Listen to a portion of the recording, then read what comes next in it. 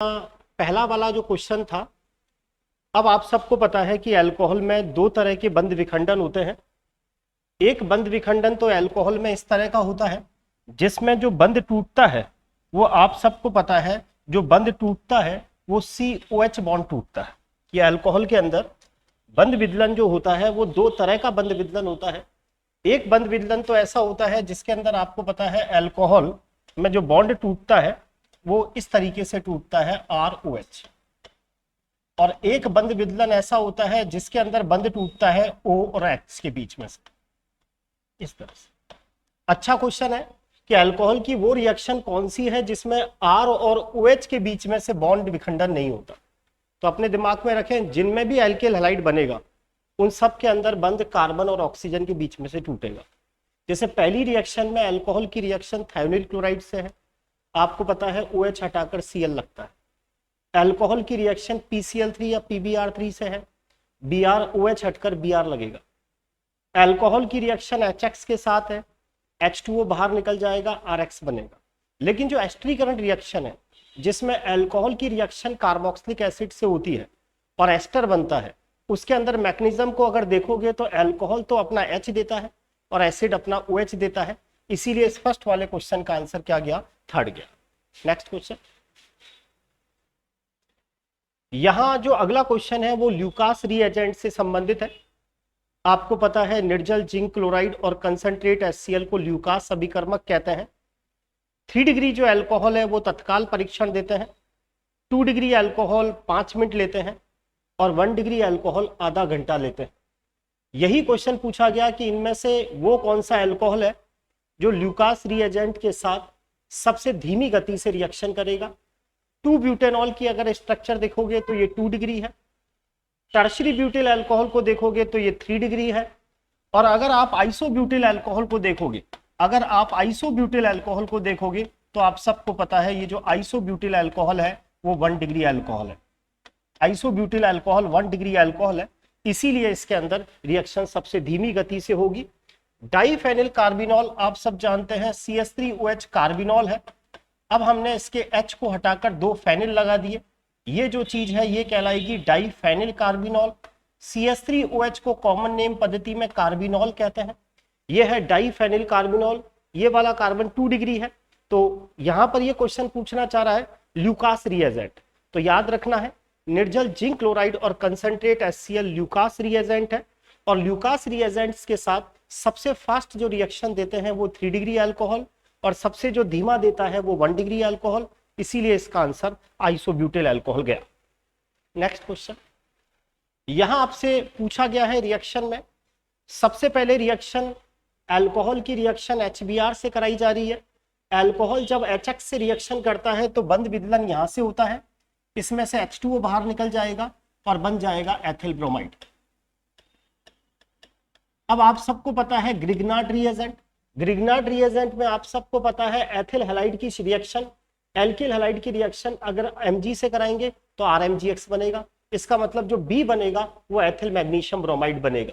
तो पहला option ethyl bromide, ethyl bromide, ethyl bromide, ये फोर्थ तो वैसे ही गलत हो गया। और दूसरे ऑप्शन में आपको पता है ग्रिग्नार्ड रिएजेंट बनेगा, यानी ethyl magnesium bromide, ethyl magnesium bromide, तो ये भी गलत हो गया। फिर याद करें कि ग्रिग्नार्ड रिएजेंट की रिएक्शन अगर फॉर्मेल्डिहाइड से कराते हैं तो 1 डिग्री अल्कोहल बनता है, और एसिटाल्डिहाइड से कराते हैं तो क्या बनता है? 2 डिग्री अल्कोहल बनता है। तो यहाँ ग्रिग्नार्ड रिएजेंट की रिएक्शन एसिटाल्डिहाइड से कराई है तो 2 डिग्री अल्कोहल बनेगा। फर्स्ट ऑप्शन में 3 डिग्री अल्कोहल है और थर्ड ऑप्शन में 2 डिग्री अल्कोहल है, इसीलिए आंसर क्या होगा? थर्ड होगा। तो फाइनली याद रखा, अल्कोहल की रिएक्शन सबसे पहले हमने HX के साथ कराई तो फाइनली आपका बना एथिल ब्रोमाइड। फिर हमने एथिल ब्रोमाइड की रिएक्शन किसके साथ कराई? मैग्नीशियम के साथ, तो आपका बना ग्रिग्नार्ड रिएजेंट। और फिर ग्रिग्नार्ड रिएजेंट की रिएक्शन हमने एसिटाल्डिहाइड और उसका हाइड्रोलिसिस किया तो कितने डिग्री अल्कोहल बनता है? 2 degree alcohol. Next question, ethyl alcohol की रिएक्शन PBr3 से, आपको पता है अल्कोहल की रिएक्शन चाहे PCl3 से करो चाहे PCl5 से करो, ये OH हटकर Cl लग जाएगा तो बना एथिल क्लोराइड। आप सबको पता है अल्कोहलिक OH जब भी काम में ले लेते हैं अल्फा बीटा एलिमिनेशन होता है, HCl बाहर निकलेगा तो आपका बन गया एथीन बन गया। और फिर आप अगर Br2 से रिएक्शन कराएंगे तो आपको पता है एल्कीन जो है वो एडिशन रिएक्शन दिखाएंगे, ये पाई टूटेगा, एक Br यहां लगेगा और एक Br यहां लगेगा। और वैसे भी आपको पता है एल्कीन जो दिखाते हैं वो इलेक्ट्रोस्नेही योगात्मक अभिक्रिया दिखाते हैं, यहां मध्यवर्ती साइक्लिक हेलोनियम आयन बनता है और एडिशन का टाइप सिन नहीं होता बल्कि कौन सा होता है, एंटी होता है। तो इस हिसाब से देखें एथिल ब्रोमाइड, अच्छा PbR3 है तो एथिल ब्रोमाइड चारों में है। सेकंड में हमें पता है एथीन बनाना है तो ये कोई टाइप में मिस्टेक है, ये CS2 डबल बॉन्ड CS2 और फिर ये बनेगा। आ गया होगा समझ में। अगला क्वेश्चन, विलियमसन संश्लेषण के द्वारा जब हम ईथर बनाते हैं तो मैं आपको बता चुका, विलियमसन संश्लेषण में जब आप ईथर बनाते हो तो एल्किल हैलाइड की रिएक्शन सोडियम एल्कोक्साइड से कराते हो। सोडियम एल्कोक्साइड किसी भी तरह का हो सकता है, लेकिन एल्किल हैलाइड आपको मैथिल हैलाइड या 1 डिग्री हैलाइड लेना होता है, क्योंकि ये रिएक्शन SN2 टाइप की मैकेनिज्म होती है और SN2 तभी होती है जब स्टेरिक हिंड्रेंस कम से कम होना चाहिए। इसीलिए विलियमसन संश्लेषण के अंदर ये जो ऑर्डर होगा वो ये होगा, हम ये चाहेंगे यहाँ मैथिल हैलाइड, फिर 1 डिग्री हैलाइड, फिर 2 डिग्री हैलाइड और फिर क्या हो 3 degree halide. Next question, important reaction है, मैथिल कीटो ग्रुप है, एसीटोन की रिएक्शन आयोडीन और बेस। जब भी एल्डिहाइड कीटोन आयोडीन और बेस दिख जाए तुरंत हेलोफॉर्म रिएक्शन आनी चाहिए। यहां मैथिल कीटो ग्रुप है, ये जो मैथिल वाला पार्ट है वो आपको पता है बदल जाएगा आइडोफॉर्म में। आइडोफॉर्म की रिएक्शन रजत चूर्ण से कराएंगे तो यहां आइडोफॉर्म के 2 अणु काम आते हैं और उनकी रिएक्शन जब हम 6Ag से कराते हैं तो याद करें 6AgI बाहर निकल जाता है और एसिटिलीन बन जाती है। फिर एसिटिलीन की रिएक्शन डाइल्यूट H2SO4 का मतलब इसमें पानी जोड़ोगे तो एक H यहां जुड़ेगा और OH यहां जुड़ेगा। अब आपको पता है ये इनॉल फॉर्म, और इनॉल फॉर्म के अंदर आपको पता है टॉटोमेरिज्म मिलेगा, चलाव्यता मिलेगी 1 2 3, 1 नंबर का H 3 नंबर पे, और जो डबल बॉन्ड 1 और 2 के बीच में है वो 2 और 3 के बीच, मतलब जो 2 और 3 के बीच में है वो 1 और 2 के बीच में आएगा और फाइनली आपका क्या बन जाएगा, एसिटाल्डिहाइड बन जाएगा। इसीलिए एसीटोन की रिएक्शन आयोडीन और बेस आइडोफॉर्म बनता है, चारों में बन रहा है, एसिटिलीन इसमें बन रहा है और फाइनली एसिटाल्डिहाइड। नेक्स्ट क्वेश्चन, किसके जल अपघटन से आपको कार्बोक्सिलिक एसिड प्राप्त होंगे? तो जो 1,1,1 ट्राई हेलो एल्केन्स है, अगर हम इनका जल अपघटन कराते हैं तो हमें क्या बनता है, कार्बोक्सिलिक एसिड बनता है।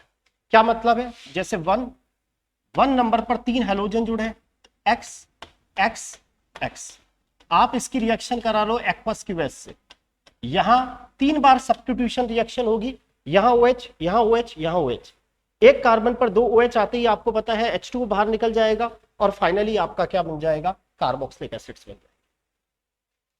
Next reaction, acyl halide mainly कौन सी रिएक्शन दिखाते हैं?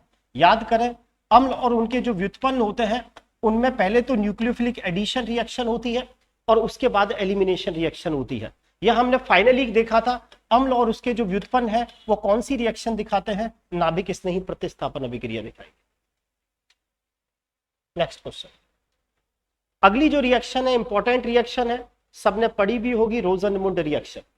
रोजनमुंड रिएक्शन एक ऐसा तरीका होता है, रोजनमुंड रिएक्शन में हम एसिल क्लोराइड काम में लेते हैं और साथ में पीडी के साथ BSO4 काम में लिया जाता है। रोजनमुंड रिएक्शन में एसिल क्लोराइड का रिडक्शन PdBSO4 की प्रेजेंस में होता है। फाइनली आपको पता है ये जो एसिल क्लोराइड ग्रुप है वो फाइनली किस में बदल जाता है, एल्डिहाइड में बदल जाता है। इस रिएक्शन को हम क्या कहते हैं, रोजनमुंड रिएक्शन कहते हैं।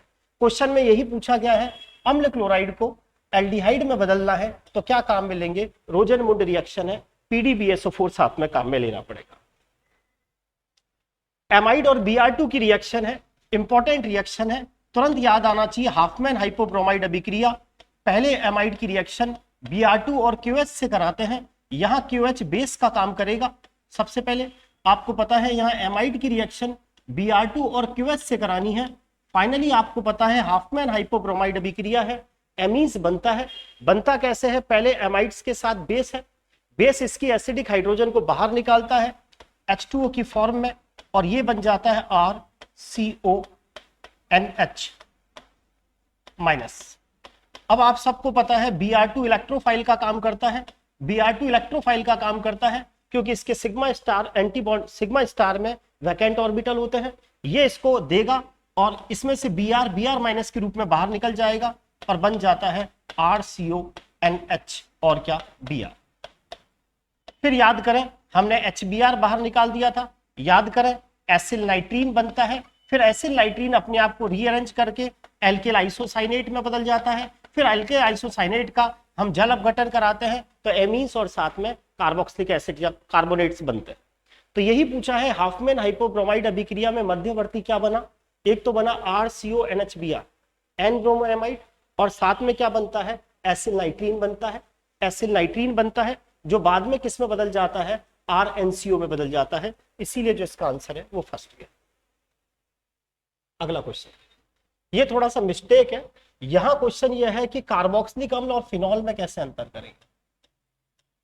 तो आपको पहले ही बता चुका कि कार्बोक्सिलिक अम्ल और फिनॉल में जो अंतर होता है वो सोडियम बाइकार्बोनेट से होता है। कार्बोक्सिलिक अम्ल सोडियम बाइकार्बोनेट के साथ CO2 गैस देते हैं, जबकि फिनॉल सोडियम बाइकार्बोनेट के साथ CO2 गैस नहीं देते। अगला क्वेश्चन, 4 ऐसे डेरिवेटिव्स हैं, इनमें सबसे ज्यादा जो न्यूक्लियोफिलिक सब्स्टिट्यूशन रिएक्शन देखने को मिलती है वो एसिड क्लोराइड में, सेकंड नंबर पर आता है आपके एनाइड्राइड, थर्ड नंबर पे आता है एस्टर और सबसे कम देखने को मिलती है अमाइड्स में। याद करो weak base are good leaving group, दुर्बल क्षार अच्छे छूटने वाले समूह है, तो सबसे ज्यादा जो एसिड डेरिवेटिव रिएक्टिव होता है वो एसिल क्लोराइड होता है और सबसे कम कौन होता है एमाइड होता है। एस्टर का टर थर्ड नंबर पे आता है, सेकंड नंबर पे एनाइड्राइड्स आता है। अगला क्वेश्चन, आपको पता है ग्रिग्नार्ड रिएजेंट के साथ जब फॉर्मल्डिहाइड रिएक्शन करता है तो 1 डिग्री अल्कोहल बनता है, एसिटाल्डिहाइड रिएक्शन करता है तो 2 डिग्री अल्कोहल बनता है और एसीटोन जब रिएक्शन करता है तो 3 डिग्री अल्कोहल बनता है। ये फॉर्मल्डिहाइड, एसिटाल्डिहाइड और एसीटोन में अंतर करने का तरीका भी है, तीनों में ग्रिग्नार्ड रिएजेंट डालते हैं, formaldehyde 1 degree alcohol, acetaldehyde 2 degree alcohol और एसीटोन क्या बनाता है 3 डिग्री अल्कोहल बनाता है। नेक्स्ट क्वेश्चन, आपको कार्बोक्सिलिक एसिड दे रखे हैं, एक तो है बेंजोइक एसिड,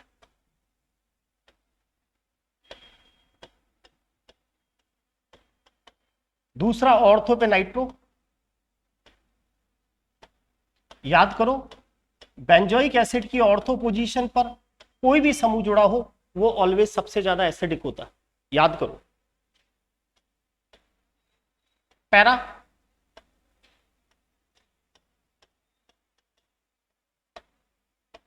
और मेटा।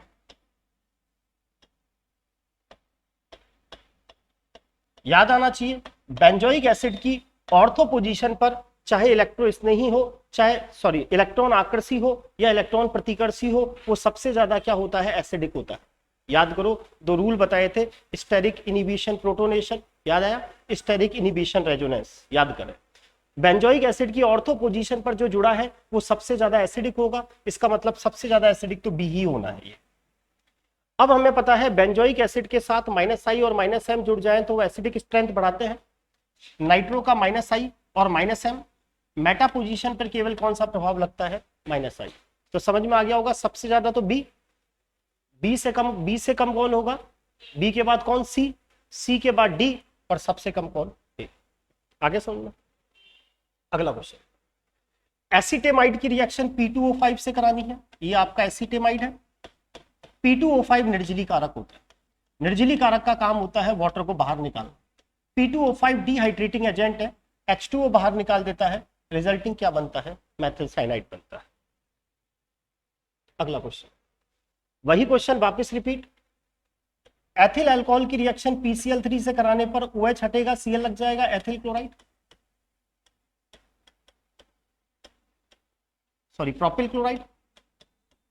अल्कोहलिक OH करोगे तो अल्फा बीटा एलिमिनेशन प्रोपीन बन जाएगी, और एल्कीन का जब हम जल अपघटन करते हैं तो अल्कोहल बनता है, मार्कोनिकोव के नियम से अल्कोहल बनेगा, तो आपका आंसर हो जाएगा प्रोपेन टू ऑल बनेगा। अगला question, 1 2 3 4 butane nitrile, propyl cyanide. पहले ही बता चुका साइनाइड का कंप्लीट हाइड्रोलिसिस करने पर साइनाइड COH में बदल जाता है। CH3 CH2 CH2 CH2। अब इसकी रिएक्शन अमोनिया से कराओ तो ये एसिड बेस रिएक्शन हो जाती है, सॉल्ट बन जाता है अमोनियम एसीटेट। और फिर आप अमोनियम एसीटेट को जब हीट करते हो तो इसमें से वाटर बाहर निकल जाता है और फाइनली आपका क्या बन जाता है, एमाइड बन जाएगा। और 4 कार्बन वाला एमाइड आपको दिख रहा होगा कौन सा है। नेक्स्ट क्वेश्चन, ये विलियमसन संश्लेषण है। एल्किल लाइड की रिएक्शन एल्कोक्साइड से है, लेकिन यहां परेशानी क्या है, ये जो 1 डिग्री हैलाइड है इसके अंदर स्टेरिक हिंड्रेंस है, इसीलिए इसके अंदर SN2 मैग्नीशियम नहीं होकर अब एलिमिनेशन रिएक्शन हो जाती है और इसके अंदर अल्फा बीटा एलिमिनेशन हो जाता है और फाइनली क्या बाहर निकल जाती है, HBr, और क्या बन जाती है, आइसोब्यूटीन। वैसे क्या है, हमें पता है 1 डिग्री हैलाइड SN2 मैग्नीशियम दिखाकर ईथर बनाने चाहिए, लेकिन इसमें क्या मिलती है, स्टेरिक हिंड्रेंस मिलने के कारण इसमें फिर एलिमिनेशन रिएक्शन होती है और ईथर की बजाय ये क्या बनाता है, एल्कीन्स बनाता है। अगला क्वेश्चन, हाफमान जब रिएक्शन होती है तो आपको पता है, अभी अभी बताया था एन ब्रोमोएमाइड बनता है, अभी अभी बताया था एसिल नाइट्रीन बनता है, अभी अभी बताया था जो बाद में एल्किल आइसोसाइनेट में बदल जाता है, क्या नहीं बनता, एल्किल आइसोसाइनेट नहीं बनता। अगला क्वेश्चन, हम ये चाहते हैं कि जो असंतृप्त है वो पूरा की पूरा संतृप्त में बदल जाए।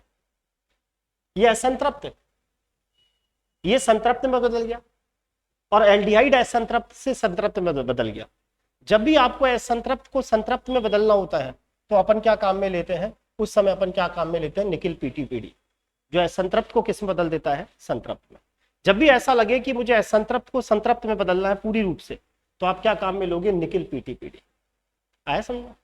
क्योंकि यहां केवल अल्कोहल, मतलब देखो एल्डिहाइड को अल्कोहल में नहीं बदलना, बल्कि एल्कीन्स को भी एल्केन में बदलना है, तो इसीलिए यहां हमने हाइड्रोजन के साथ PD काम में लिया। ये जो सोडियम बोरोन हाइड्राइड होता है, ये रिड्यूसिंग एजेंट होता है, ये केवल कार्बोनिल समूह का ही रिडक्शन करता है, एस्टर में जो उपस्थित होता है उस कार्बोनिल समूह का रिडक्शन नहीं करता, इसीलिए एक H यहां और एक H यहां, इसीलिए इसका जो आंसर है वो क्या गया, फर्स्ट गया। आगे सुनो, नेक्स्ट क्वेश्चन, स्पष्ट दिख रहा है 3 डिग्री हैलाइड है, सोडियम एल्कोक्साइड है, विलियमसन संश्लेषण है, 3 डिग्री हैलाइड होगा तो फिर अल्फा बीटा एलिमिनेशन होगा और ईथर नहीं बनेगा, बल्कि क्या बनेगी, एल्कीन्स बनेगी। और ऐसी एल्कीन्स आपको दिखाई दे रही होगी कौन सी है, आगे सुनो। जब आप प्रोपेनोइक एसिड की रिएक्शन सोडियम बाइकार्बोनेट से कराते हैं, प्रोपेनोइक एसिड, इसकी रिएक्शन जब हम सोडियम बाइकार्बोनेट से कराते हैं तो बन जाता है sodium propionate,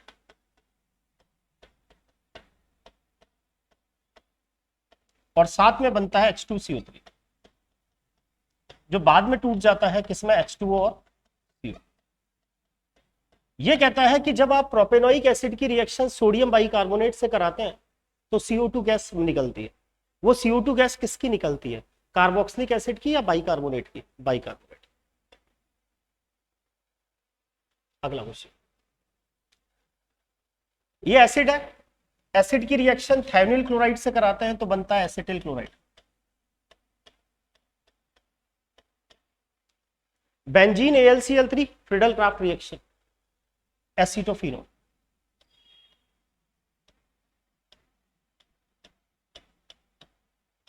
acetophenone B reaction कराओ HCl से, नाभिक स्नेही योगात्मक अभिक्रिया होगी, C के साथ Cn, CH3OH, Cn का कंप्लीट हाइड्रोलिसिस कराने पर CWH में बदल जाता है। तो ऐसा ऑप्शन कौन सा है जिसमें देखो C6H5 C और साथ में क्या क्या जुड़ा होना चाहिए, OH और CN, OH और CS। आगे सुन, नेक्स्ट क्वेश्चन, एल्डोहल में आपको अब तो रट गया होगा, एल्डोहल कंडेंसेशन में बीटा हाइड्रोक्सी एल्डिहाइड या बीटा हाइड्रोक्सी कीटोन बनता है। उस कार्बोक्सिलिक, हमेशा मैंने आपको कॉपी में लिखा है, जो बीटा कीटो एसिड्स होते हैं उनका डी कार्बोक्सिलेशन सबसे फास्ट होता है। तो इसके अंदर जो बीटा कीटो एसिड है ये वाला है, अल्फा बीटा। याद करो, बीटा कीटो एसिड्स में जो ये कार्बन आयन बनता है ये बहुत ज्यादा स्टेबल होता है, यही कारण है कि जो बीटा कीटो एसिड्स होते हैं उनका डीकार्बोक्सिलेशन सबसे ही क्या होता है, फास्ट होता है। ये हेल-वेलोट जेलेंस्की रिएक्शन है। हेल-वेलोट जेलेंस्की रिएक्शन में प्रोपेनोइक एसिड लिया,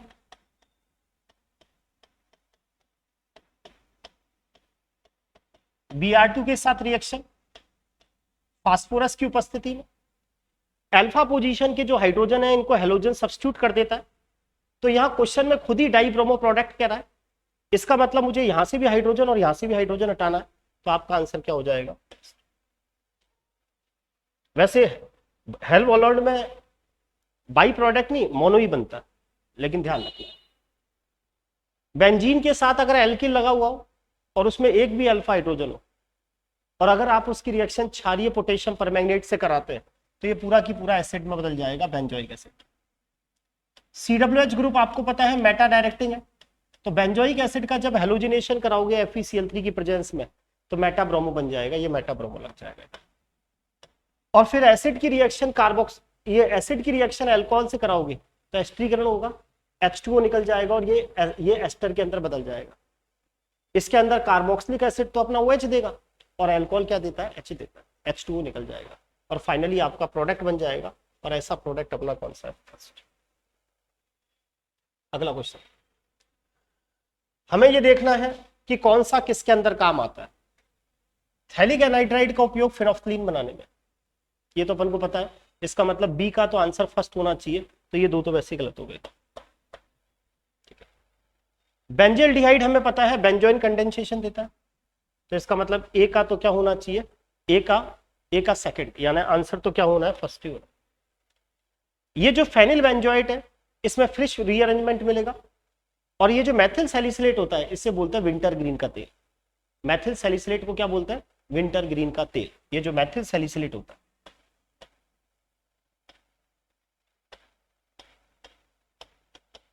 ये सैलिसिलिक एसिड है ना, और जो मैथिल सैलिसिलेट होता है, मैथिल सैलिसिलेट यानी 8, यानी यहां CH3 लगा दें, तो ये जो मैथिल सैलिसिलेट होता है इसे बोलते हैं विंटर ग्रीन का तेल। एसिटाल्डिहाइड और C6H5CH2CHO में अंतर किससे करोगे, इतनी ही बार आ चुका, आइडोफॉर्म, क्योंकि इसमें मैथिल कीटो है, इसमें मैथिल कीटो नहीं है। अगला क्वेश्चन, ये आपकी रोजनमुंड रिएक्शन, बेंजोइल क्लोराइड की रिएक्शन PDBSO4 से। अभी अभी बताया था रोजनमुंड रिएक्शन में COCl किस में बदल जाता है, CHO। अगली रिएक्शन, कीटोन्स की रिएक्शन एस्टर के साथ, और कौन सा आपको दिख रहा होगा, ये सक्सिनिक एथिल सक्सिनेट है। और अगर आप इधर देखोगे तो ये है, अगर अपन ध्यान से देखें तो यहां जो बन रहा है वो बन रहा है एक पार्ट तो एसिड और एक पार्ट एस्टर। तो याद करो अपन ने पढ़ा था alpha beta unsaturated half ester बनते हैं। ये थोड़ा सा हो सकता है टाइप में दिक्कत हो, आपको फाइनली याद रखना है alpha beta unsaturated half ester बनते हैं। ऐसा कौन सा कंडेंसेशन है, स्टॉप कंडेंसेशन। याद करो कार्बीन किस में इंटरमीडिएट बनता है, राइमर-टिमान अभिक्रिया में, अब तो रट जाना चाहिए, राइमर-टिमान अभिक्रिया में मध्यवर्ती डाइक्लोरोकार्बीन बनता है। पहले ही बता चुका, जो ग्रेबिल थैलेमाइड संश्लेषण होता है वो कभी भी उसके द्वारा हम एलिफेटिक एमीन 1 डिग्री एमीन बना सकते हैं, कभी उसके द्वारा एरोमेटिक एमीन नहीं बना सकते। ग्रेबिल थैलेमाइड के अंदर क्या करते हैं, सबसे पहले हम पोटेशियम थैलेमाइड बनाते हैं, फिर उस पोटेशियम थैलेमाइड की रिएक्शन एल्किल हैलाइड से कराते हैं, लेकिन उसमें सब्स्टिट्यूशन रिएक्शन होती है, SN2 मैकेनिज्म लगती है, और एल्किल हैलाइड का बॉन्ड तो इजीली टूट जाता है, लेकिन एरियल हैलाइड का बॉन्ड इजीली टूटता नहीं है। इसीलिए याद करें ग्रेबिल थैलेमाइड संश्लेषण के द्वारा आप कभी भी क्या नहीं बना सकते, आप कभी भी मतलब एमीन तो बनाओगे, 1 डिग्री एमीन बनाओगे, लेकिन एलिफेटिक एमीन ही बनाओगे, कभी कौन सी एमीन नहीं बना सकते, एरोमेटिक एमीन नहीं बना सकते। तो 2 फिनाइल एथिल एमीन, ये तो ये है, ये तो ये है 2 फिनाइल एथिल एमीन, ये तो बनेगा। ब्यूटाइल एमीन भी बनेगा, एन प्रोपिल एमीन भी बनेगा, एलिफेटिक एमीन बना सकते हो। लेकिन अगर मुझसे कहा जाए N methyl phenyl amine, N methyl phenyl amine, यानी ये नहीं बना सकते। यानी एरोमेटिक एमीन नहीं बना सकते। आगे बात सुनो। अब ये भी बताया था ग्रेबिल थैलेबाइड संश्लेषण के द्वारा आप कौन सा एमीन बना सकते हो, 1 degree amine. 1 bromo 3 chloro cyclobutane है, धात्विक सोडियम के साथ डाइऑक्सेन माध्यम, कौन सा उत्पाद बनेगा। अब आपको दिख रहा है साइक्लोब्यूटेन, 1 नंबर पे ब्रोमो और 3 नंबर पे क्लोरो, सोडियम के साथ रिएक्शन, इसके 2 मॉलिक्यूल काम आएंगे। ये वुड संश्लेषण है। जो ब्रोमाइड है वो गुड लिविंग ग्रुप है, तुरंत यहां फ्री रेडिकल बन जाएगा और 2 फ्री रेडिकल आपस में एक दूसरे से जुड़ जाएंगे इस तरीके से और प्रोडक्ट बन। अगला क्वेश्चन बता चुका, cyclopentadiene chloroform QH ring chain expansion होता है, 5 मेंबर की रिंग 6 में बदलती है, क्लोरबेंजीन बनता है। और हमने मिसलेनियस लाइमर-टिमान रिएक्शन पढ़ी थी जिसके अंदर कहा था ये क्या कौन सी रिएक्शन है, ये मिसलेनियस लाइमर-टिमान रिएक्शन। ये आपका डाई कार्बोक्सिलिक एसिड है, उसका वैद्युत अपघटन करा रहे हैं। पहले ही बता चुका, डाई कार्बोक्सिलिक एसिड में यहां से फ्री रेडिकल बना देते हैं, इनको आपस में जोड़ देते हैं, प्रोपेन बन जाता है। तो ये तो आपका कौन सा इलेक्ट्रोलाइसिस है, कॉल्बे इलेक्ट्रोलाइसिस। इस वाले क्वेश्चन में थोड़ा सा मिस्टेक है कहीं ना कहीं। फाइनली आपको करना क्या है, ये वाला जो चीज है ना इसमें कंफ्यूज मत होना, इसको ऐसे तोड़ लेना, 2 डिग्री एमीन और साथ में HCl इस तरह से। ये आपको पता है मैनिक रिएक्शन, मैनिच, इसका H लेना, इसका O लेना और इसका H लेना, क्या बाहर निकल जाएगा H2O। फाइनली आपको पता है यहां तो लग जाएगा CH2 और इस N के साथ क्या लग जाएंगे, 2 मिथाइल। आगे होगा ध्यान, ऑप्शन सही नहीं है लेकिन तरीका आपको बता दिया। ये टाइप वाइप में मिस्टेक हो गई होगी, तरीका यही है, रिएक्शन मैनिक रिएक्शन कहलाता। जहां भी आपको दिख जाए कार्बोनिल कंपाउंड, दिख जाए फॉर्मल्डिहाइड, दिख जाए 2 डिग्री एमीन, समझ जाओ कौन सी रिएक्शन है, मैनिक रिएक्शन। याद करो कीटोन्स का ऑक्सीडेशन पर एसिड्स की प्रेजेंस में लैक्टोन बन रहा है, याद करो बेयर बिलीगर ऑक्सीडेशन। आगे ध्यान। अभी अभी बताया था कि जो हेल्फ-हेलोड जेलेंस्की रिएक्शन है उसके अंदर मुझे पता है एसिड्स का अल्फा हेलोजिनेशन होता है, इंपॉर्टेंट है, हेल्फ-हेलोड पढ़ के जानिए, एग्जामिनर पूछ चुका है। तो ए का ए यानी ये गलत और ये गलत। रीफॉर्मेट्स की रिएक्शन में आपको पता है, रीफॉर्मेट्स की रिएक्शन में क्या बनते हैं, ये भी थोड़ा सा कहीं ना कहीं मिस्टेक आ गई, बीटा हाइड्रोक्सी एल्डिहाइड या बीटा हाइड्रोक्सी, क्या बनता है रीफॉर्मेट्स की रिएक्शन में, beta hydroxy, beta hydroxy, beta hydroxy ester. कोई बात नहीं, फ्रीडल क्राफ्ट तो हमें पता है कि फ्रीडल क्राफ्ट के अंदर हम क्या करते हैं, एल्काइलेशन और क्या करते हैं, एरोमेटिक कंपाउंड करते हैं। इसका मतलब डी का क्या आना चाहिए, 3rd, तो अपने आप हो गया हेल्फ-हेलोड alpha halogenation, Reformatsky beta hydroxy ester, Claisen condensation beta keto ester, और आपका ये जो फ्रीडल क्राफ्ट रिएक्शन है ऑटोमेटिक सेट हो गया एल्काइलेशन।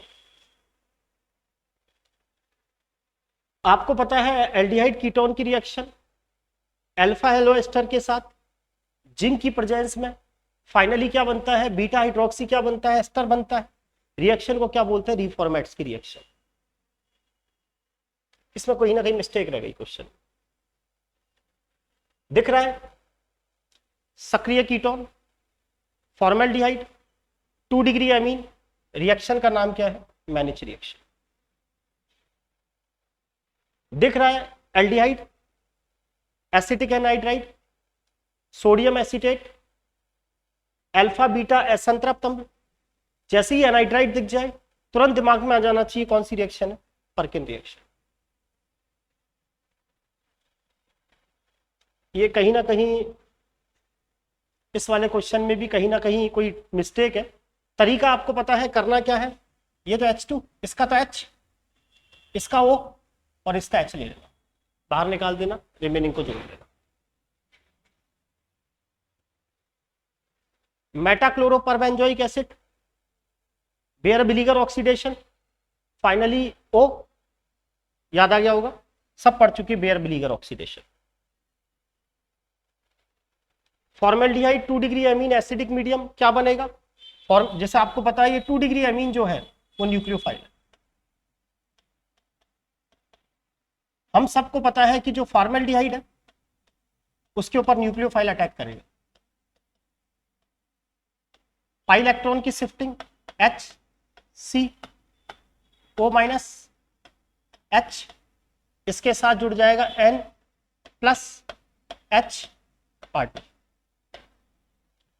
नाइट्रोजन कभी नहीं चाहेगा पॉजिटिव चार्ज रहे, हाइड्रोजन से खींचेगा, तो इसका मतलब ये H यहां जुड़ गया। आगे समझो। HCl है, HCl क्या करेगा? इस OH पर अटैक करके यहां क्या बना देगा? Carbonium ion. यहां क्या बन जाएगी? बैक बॉन्डिंग हो जाएगी, resulting CH2 double bond N+ और क्या बन गया?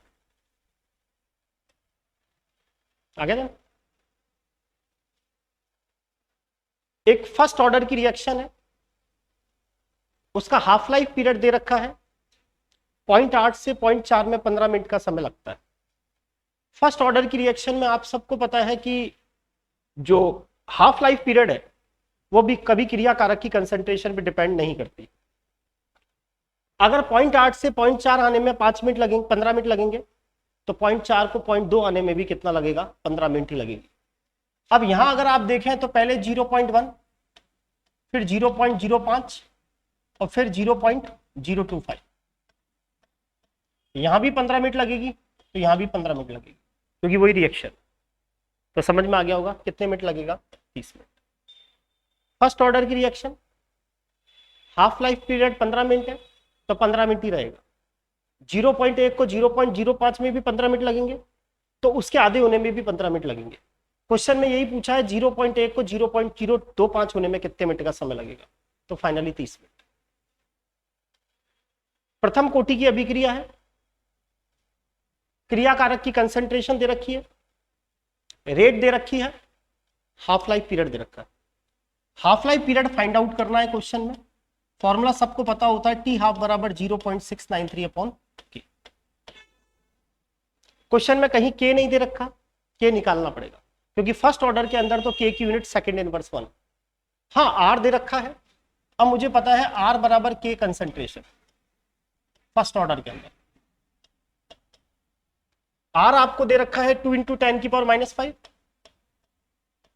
K फाइंड आउट कर लेंगे। कंसंट्रेशन मुझे 0.01 दे रखी क्रिया कारक।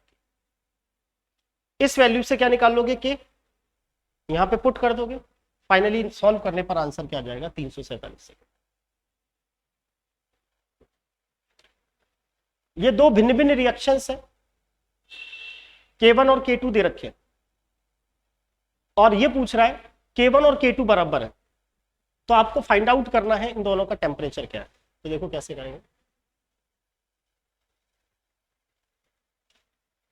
हमें पता है K1 और K2, इन दोनों को क्वेश्चन में बराबर क्या है। K1 कितना दे रखा है? 10⁻16 e⁻2000/T बराबर 10⁻15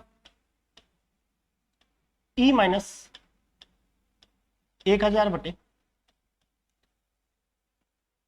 टेम्परेचर पूछ रहा है, और अपन को पता है आर्नियस इक्वेशन, K बराबर AE- activation energy upon RT।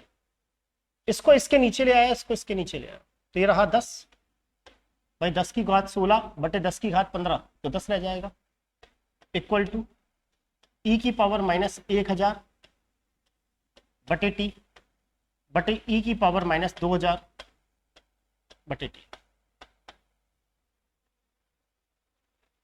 10 इसको ऊपर ले जाता हूं, -1000/T ऊपर ले जाऊंगा तो आपको पता है घात माइनस की क्या हो जाएगी? प्लस की।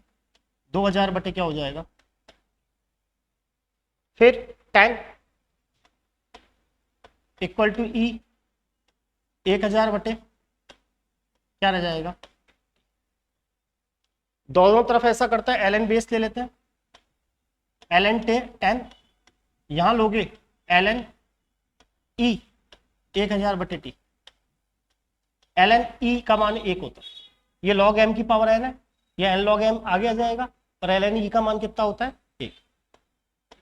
ln 10 बराबर 1000/10 बेस में बदल लेते हैं 2.303 log 10 बराबर 1000/t बराबर 1000/2.303, क्योंकि log 10 का मान 1 केल्विन में। आगे समझ में? इस तरीके से क्वेश्चन सॉल्व हुआ है, वापस देख ले।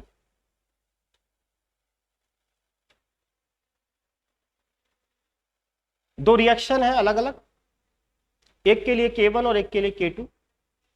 जो दोनों रिएक्शन है वो किस टेम्परेचर पर हो रही है वो आपको फाइंड आउट करना है। और ये कह रहा है कि दोनों का K1 बराबर है, जो K1 इसका है वही K1 इसका है। आपको पता है दोनों का दर स्थिरांक बराबर है, तो दोनों के दर स्थिरांक बराबर है तो दोनों का टेम्परेचर भी बराबर होगा, क्योंकि ये जो दर स्थिरांक है वो ताप पर निर्भर करता है। मैंने आर्नियस इक्वेशन पुटिंग कर दी, दोनों की वैल्यू पुट कर दी, यहां से इसको इसके नीचे ले आया, ये ऐसे ही रहने दिया, ऊपर गया तो ये माइनस की जगह किसका हो गया प्लस का। आगे समझ में? सॉल्व किया तो 1000/t, दोनों तरफ log e बेस लिया, केवल 1000/t रह गया, इसको फिर 2.303 log 10 कर लिया, इसका मान 1 वैल्यू। आगे समझ? अगला क्वेश्चन, अभिक्रिया ए से बना बी प्रोडक्ट, ए की कंसंट्रेशन डबल कर रहे हैं तो अभिक्रिया का वेग भी डबल हो रहा है, तो इसका मतलब ए के रेस्पेक्ट में तो फर्स्ट ऑर्डर है।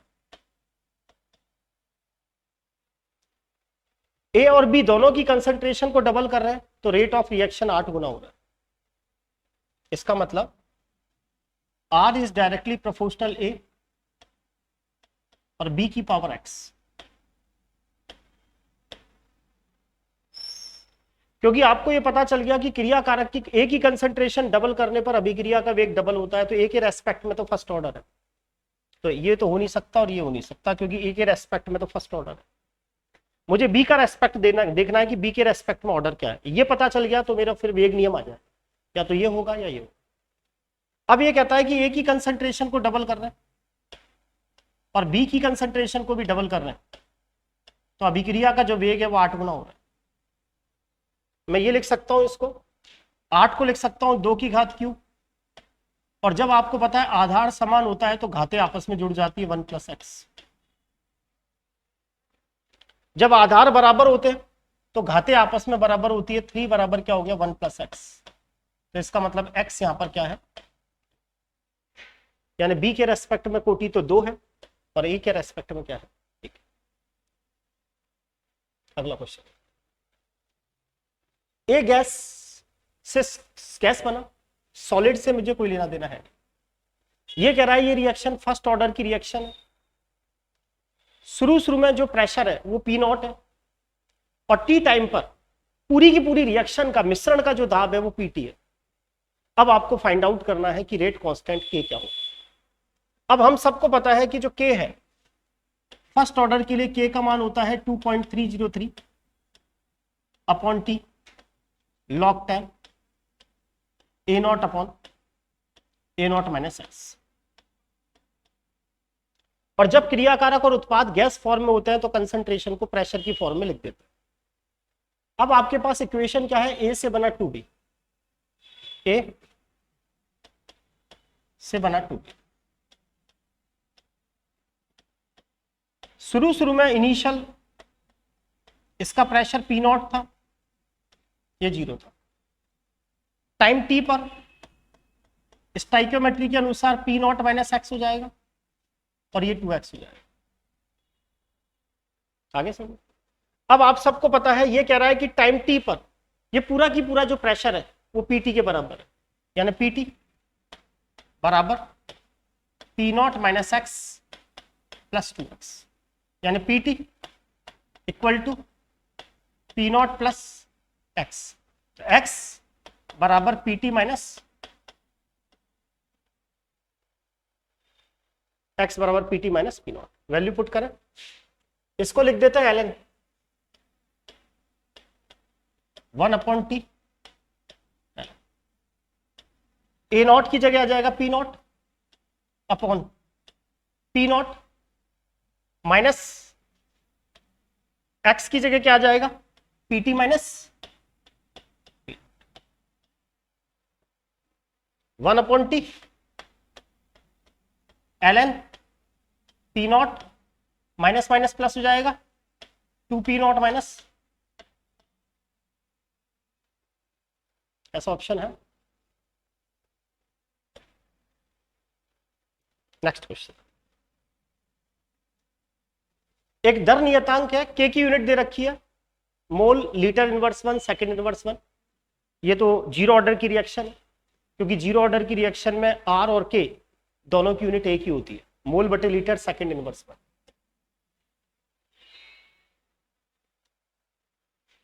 उपरोक्त अभिक्रिया है, कोटि 2 है, इस रिएक्शन की जो कोटि है वो 2 है। अब ये कहता है एक ही कंसंट्रेशन को अगर मैं डबल कर देता हूं तो अभिक्रिया का वेग कितने गुना हो जाएगा, 4 गुना, क्योंकि रिएक्शन कौन सी कोटि की है, सेकंड ऑर्डर की। ये पिछली बार फर्स्ट ग्रेड में पूछा था, 3 रिलेशन आपको पता होने चाहिए। T half directly proportional A not, sorry A, T half A not पर निर्भर नहीं करता, टी हाफ इनवर्स होता है ए के।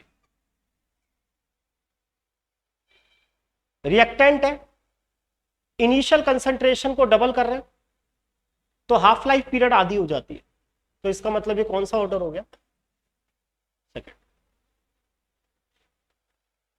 हर 10 डिग्री सेल्सियस टेम्परेचर पर अभिक्रिया का वेग पहले का दुगना हो रहा है। ऐसे करके हम 50 डिग्री सेल्सियस तक टेम्परेचर बना रहे हैं, यानी मान लो पहले टेम्परेचर 0 से 10 किया तो अभिक्रिया का वेग दुगना हुआ, फिर 10 से 20 करोगे तो वापस इसका दुगना हो जाएगा, फिर 20 से 30 करोगे तो वापस इसका दुगना होगा, फिर 30 से 40 करोगे तो वापस इसका दुगना होगा, और फिर 40 से 50 करोगे तो वापस इसका दुगना होगा, क्योंकि हर 10 डिग्री सेल्सियस टेम्परेचर बढ़ाने पर अभिक्रिया का वेग पहले का क्या होता है, दुगना। अब वो क्या कर रहा है, आपने टेम्परेचर को कितने डिग्री बढ़ा दिया, 50, यानी हर 10 बढ़ाते ही दुगना, हर 10 बढ़ाते ही दुगना, पहले का दुगना, पहले का दुगना, पहले का दुगना, इसीलिए अभिक्रिया कितने गुना हो जाएगी, 32।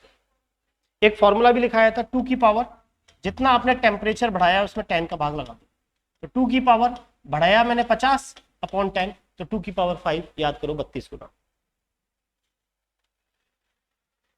एक रिएक्टेंट है ए, 2 प्रोडक्ट बना रहा है, इसकी एक्टिवेशन एनर्जी तो E1, इसके ऑप्शंस में मिस्टेक है, सही कर लेना, और इसकी एक्टिवेशन एनर्जी E2 है। फिर इसने बता दिया ये E2 है ना, इसकी जगह आपको E1 रखना, और फिर आपको K1 और K2 में संबंध निकालना। तो आप सब जानते हैं K1, ऐसा कर लेते हैं K2 बराबर बटे K1 equal to AE minus EA2 upon RT upon AE minus EA1 upon, समझ में आ गया, K2 और K1 में संबंध निकालना, ये A से कैंसिल आउट, K2 बटे K1 इक्वल टू E की power minus EA2 upon RT, ये ऊपर जाके प्लस में हो जाएगा, प्लस EA1 अपॉन RT। फिर EA2 की जगह क्या लिख दोगे, 2EA1, तो K2 बटे K1 इक्वल टू E की पावर क्या लिख रहा है, minus 2EA1 upon RT plus EA1 upon RT। ये माइनस इसको सॉल्व करोगे तो K2 बटे K1 इक्वल टू E की पावर माइनस EA अपॉन, क्योंकि 2A2 में से क्या चला जाएगा, EA1। आगे समझ में। तो फाइनली क्या आया, K2 बटे K1 बराबर K2 बराबर K1 e की power minus EA1 upon R. Next question, T half यहां ए स्क्वायर है, अर्धायुकाल और क्रियाकारक की सांद्रता। तीन रिलेशन पढ़े थे, अर्धायुकाल क्रियाकारक की सांद्रता के समानुपाती शून्य ऑर्डर, डिपेंड नहीं करती जीरो ऑर्डर, क्रियाकारक की सांद्रता के इनवर्स होती है सेकंड ऑर्डर। अब अपन ने एक फॉर्मूला भी पढ़ा था, याद करो, T half directly proportional A की power 1 minus nth order. Zero order में तो T half directly proportional A, first order में जीरो, सेकंड ऑर्डर में -1 को लिखा जा सकता है इनवर्स, और थर्ड ऑर्डर में, थर्ड ऑर्डर लगाओ तो -2, तो टी हाफ इनवर्स 1 अपॉन।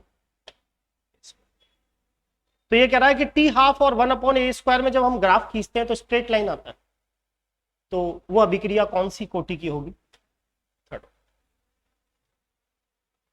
अच्छे से रट जाना चाहिए, क्वेश्चन कितनी ही बार आ चुका। फर्स्ट ऑर्डर की रिएक्शन को 99.9% पूरा होने में लगने वाला समय अर्धायुकाल का कितना गुना निकलता है। रट जाने चाहिए ऐसे क्वेश्चन, तो रट जाना चाहिए कि 75% फर्स्ट ऑर्डर की रिएक्शन को लगने में लगने वाला समय अर्धायुकाल का दुगना। 75% किसी रिएक्शन को होने में समय लगता है 32 मिनट, पूछ रहा है उसका अर्धायुकाल। अच्छे से रट जाने चाहिए क्वेश्चन, तो देखते ही 16 मिनट। उच्च दाब पर फास्फीन का तप टंगस्टन पर विघटन जीरो ऑर्डर, जीरो ऑर्डर में V बराबर क्या होता है, ठीक। ये आंसर तो ऐसे हैं जो देखते ही आने चाहिए। रेट लॉ दे रखा है A/B²C। अब हमने क्या किया, इनिशियल जो कंसंट्रेशन है उनको चेंज कर दिया। हमने A की कंसंट्रेशन को तो यही रखा, B और C की कंसंट्रेशन को बहुत ज्यादा रख दिया। याद करो आभासी कोटि कि जो क्रियाकारक आधिक्य में होते हैं वो कभी भी अभिक्रिया के वेग को क्या नहीं करते, प्रभावित नहीं करते। यहां B और C आधिक्य में है, इसीलिए ये दोनों अभिक्रिया के वेग को प्रभावित नहीं करेंगे। जो आधिक्य में होते हैं उनके संदर्भ में कोटि जीरो ऑर्डर होती है। इसका मतलब इस समय अभिक्रिया का वेग केवल और केवल किस पे डिपेंड करेगा, A। इसीलिए आंसर क्या रहा, फर्स्ट ऑर्डर। शून्य कोटि की अभिक्रिया में आप सबको पता है dx/dt k के बराबर, टी हाफ R0/2k के बराबर। ये आपको पता है, ये गलत है, ये विलहेल्म इक्वेशन है। Ct बराबर C0 e की पावर माइनस KT। ये जीरो ऑर्डर के लिए नहीं आती, बल्कि किसके लिए आती है, फर्स्ट ऑर्डर के लिए। कोटि क्या होगी, यूनिट देखते ही पता लग जाना चाहिए, mole inverse 1, litre second inverse 1। ये कौन से कोटि की होती है, सेकंड ऑर्डर। आपको रेट ऑफ रिएक्शन दे रखी है, NO2 के उत्पादन की दर पूछना। Rate of reaction R, NO2 के रेस्पेक्ट में 1/4 dNO2/dt। हमसे NO2 के उत्पादन की दर पूछ रहा है क्वेश्चन में। R आपको दे रखा है, 4 से मल्टीप्लाई कर देंगे तो जो भी आपका आंसर है वो आता है। वापिस वही क्वेश्चन, फास्फीन का विघटन टंगस्टन की सतह पर, जीरो ऑर्डर का रिएक्शन, V बराबर K के। वापिस वही रिएक्शन, फर्स्ट ऑर्डर की रिएक्शन को 99.9% पूरा होने में लगने वाला समय अर्धायुकाल का कितने गुना होता है, 10 गुना। कई बार आ गया, रट जाना चाहिए। क्रियाकारक की कंसंट्रेशन डबल कर रहे हैं, पिछली बार ही पूछा फर्स्ट ग्रेड में, तो अर्धायुकाल भी डबल हो रहा है, यानी टी हाफ डायरेक्टली प्रोपोर्शनल ए। और आप सबको पता है ऐसा कौन सी कोटि में होता है, शून्य कोटि में। क्रियाकारक की कंसंट्रेशन डबल करने पर हाफ लाइफ पीरियड भी क्या हो जाता है, डबल। ऐसा कौन सी कंसेंट्रेशन में होता है, शून्य कोटि में। उम्मीद करता हूँ आपके 70 की 70 क्वेश्चन समझ में आ गए होंगे और सारे क्वेश्चन कॉपीज में है, तो थोड़ा सा स्पीडली ही लेना पड़ेगा।